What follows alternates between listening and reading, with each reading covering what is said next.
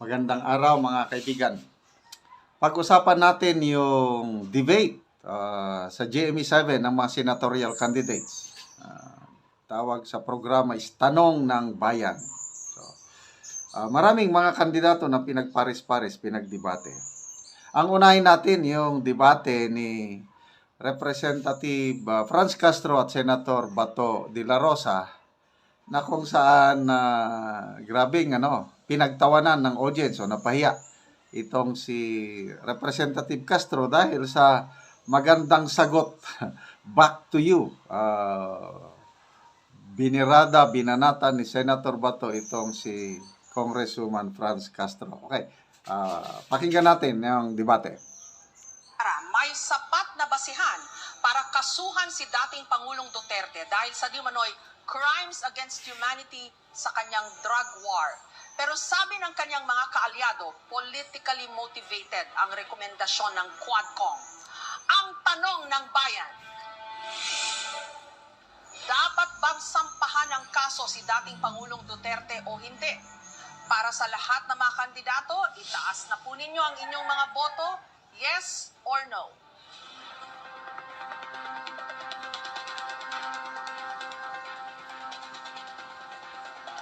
At ang mga sasalang para pagdebatihan ang isyong ito, si Representative Castro na pabor sa panukala. Conditional naman ang tugon ni Senator De La Rosa. Dapat lang kasuhan si dating Presidente Duterte at long overdue na ito. Pati yung mga kasapakat niya at nag-utos sa pagpatay sa war on drugs. Libo-libo ang pinapatay ni Duterte pero wala pang napapanagot. Kaya kailangan talaga ng hustisya ng ating mga mamamayan. Sinasabi natin dito na dapat ay yung kaso na ito ay matagal na, pati na rin siguro. Senator De La Rosa? Ang sagot ko dyan is conditional, hybrid. Pwedeng yes, pwedeng no. Yes, in the sense na nobody is above the law. Kapag mayroon siyang nagawang kasalanan, kasuhan natin. Pero kung wala naman siyang nagawang kasalanan, huwag mo siyang kasuhan base doon sa kaso ng ibang tao. Because guilt is personal. Huwag po nating ipaangkin kay Pangulong Duterte yung kasalanan ni Ninja Caps. Kaya po, after 3 years na tapusan sa pag-ulo, walang kaso. Meron ho naman kayo ngayong 15 seconds para mag-react po kay Senator De La Rosa. So, mismong siya, si President Duterte, ay umamin na pumatay siya ng tao. Kaya kailangan siyang kasuhan. At ito, sino ba yung nagdisenyo ng mga policy na ito? Siya rin. At nag-cause ng pagpatay. Maging si Senator Senator Bato ay dapat kasuhan. Ma'am,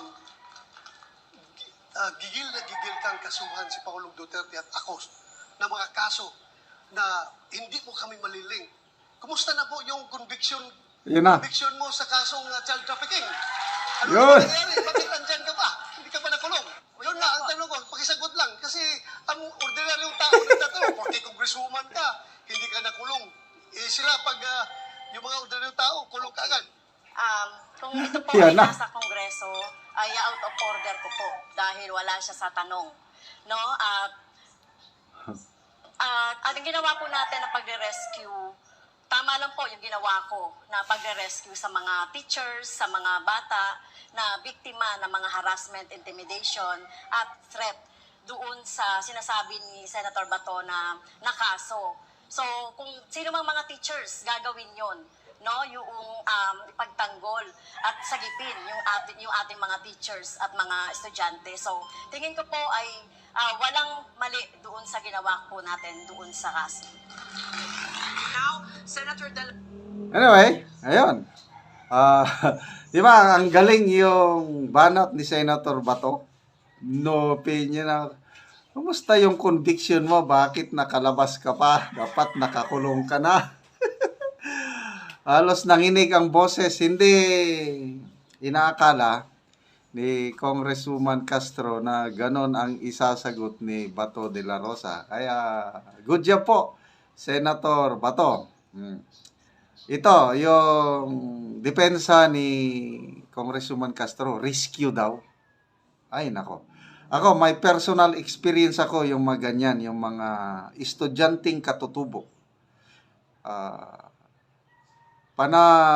Nung panahon ni Gloria Macapagal Arroyo, Aquino, then Duterte, laganap po yan, yung mga eskwelahan sa bundok, run by leftists, run by itong mga grupo ni Castro.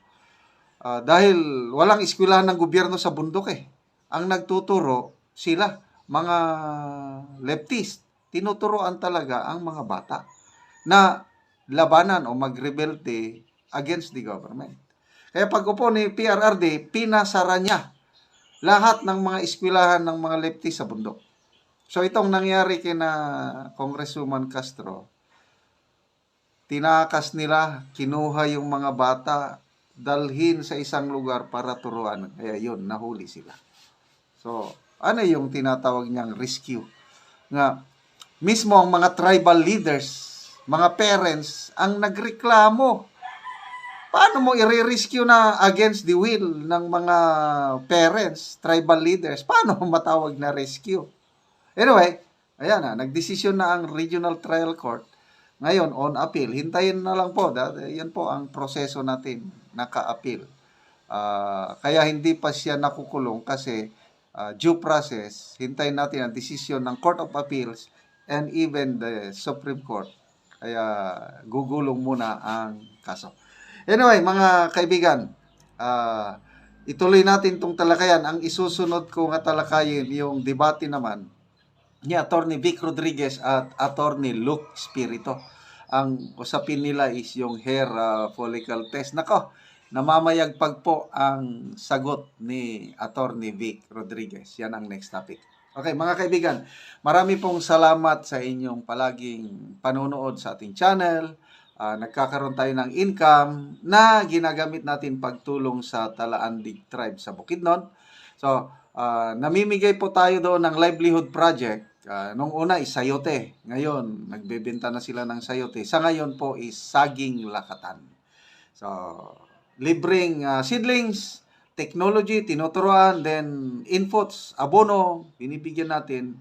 Ito po yung ayuda na long term, hindi yung ayuda ng mga kongresista na band-aid solution. Para pag namunga ang mga saging nila, ay nako, hindi na nila kailangan ng ayuda galing sa gobyerno. Kaya salamat sa inyong tulong, panoorin nyo ang video na ito.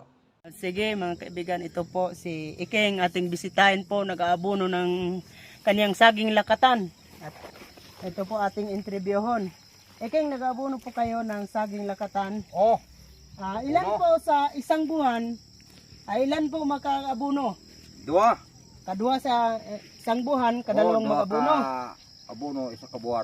Oo. Ilan na po na tinanim ninyo na saging lakatan? Wane.